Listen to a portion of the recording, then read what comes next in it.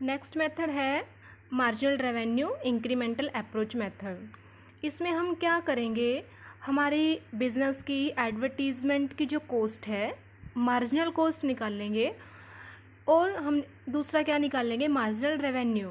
हमारी marginal cost को हम तब तक बढ़ाते जाएंगे जब तक मार्जिनल रेवेन्यू भी हमारी इंक्रीज़ हो रही है, यानी कि हम हमारे खर्चों को तब तक बढ़ाते जाएंगे जब तक हमारा जो प्रॉफिट है वो खर्चा करने से बढ़ रहा है। तो एक ऐसा लेवल आएगा जब हमारे खर्चा करने से हमारी इनकम है वो इंक्रीज़ नहीं होगी, तो इट मीन्स ये ऑप्टिमम लेवल ऐसा आ गया है कि अब हमारे खर्चों के बढ़ने से हमारी इनकम है वो नहीं बढ़ रही। तो मतलब ये है कि वो ऑप्टिमम लेवल है, उससे ज़्यादा हमने अपने खर्चों को नहीं बढ़ाना चाहिए, वो मैक्सिमम लेवल हमारा हो गया। कोई फ़र्क नहीं पड़ता अब आगे आप कितना खर्चा ज़्यादा कर रहे हो, आपकी प्रॉफिट तो उतना ही होना है। तो यहाँ पे देखो मार्जिनल कॉस्ट क्या होती है, पहले आप 50,000 लगाते थे, अब आप 60,000 लगाते हो, तो इन दोनों के बीच का जो डिफरेंस है 10,000 रुपये है, वो आपकी मार्जिनल कॉस्ट आ गई।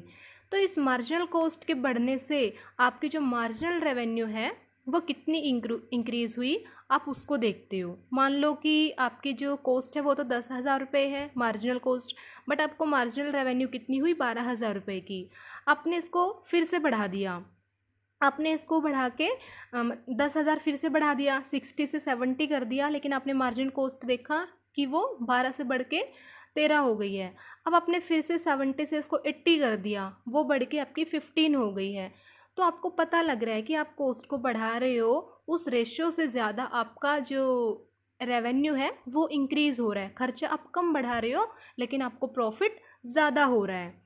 तो आप यहाँ पे जब तक इस खर्चे को बढ़ाते जाओगे जब तक आपकी मार्जिनल रेवेन्यू है बढ़ती रहेगी, लेकिन जैसे ही आपकी मार्जिनल रेवेन्यू बढ़ना बंद हो जाएगी आप अपने खर्चों को बढ़ाना बंद कर दोगे।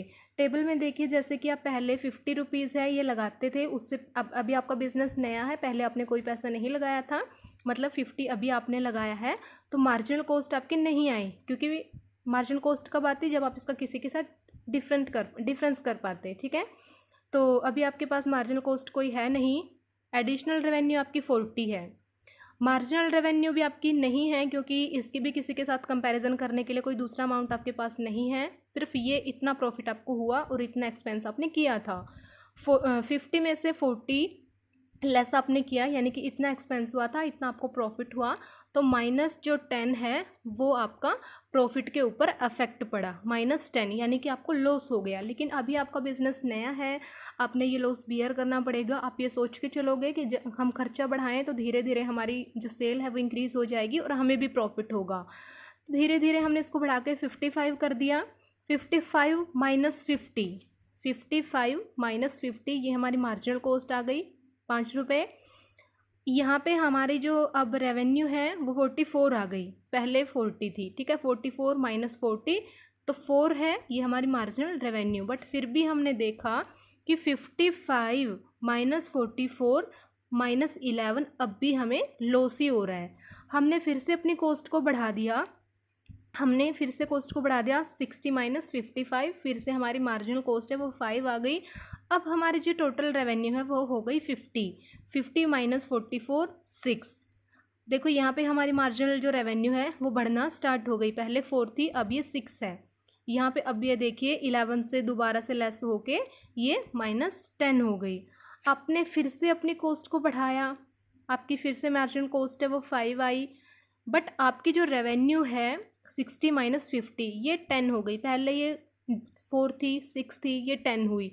तो धीरे धीरे आप रिजल्ट देखो कि पॉजिटिव आता जा रहा है, आपकी जो मार्जिनल रेवेन्यू है वो बढ़ती जा रही है, ये 20 तक भी आपकी पहुंच गई। यहाँ पे देखो टोटल प्रॉफिट के ऊपर अफेक्ट है 20, 25, 25 आपका ये हो गया। यहाँ पे अब आपके पास में ऑप्टिमम लेवल 85 है, क्योंकि इसके बाद जैसे आप ये 90 करते हो, अब देखिए आपका जो मार्जिनल रेवेन्यू है ये 4 से लेस होके 4 हो जाता है। ठीक है, पहले 5 था अब ये 4 हो गया।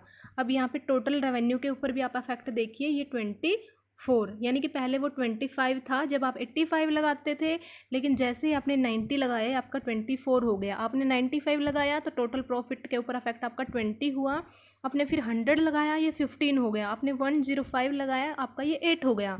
तो अब यहाँ पे आपका एक्स्ट्रा ये एक्सपेंस करने का कोई फ़ायदा नहीं है, इससे तो आपका और नुकसान हो रहा है। तो आप सिर्फ कितना पैसा लगाओगे, 85।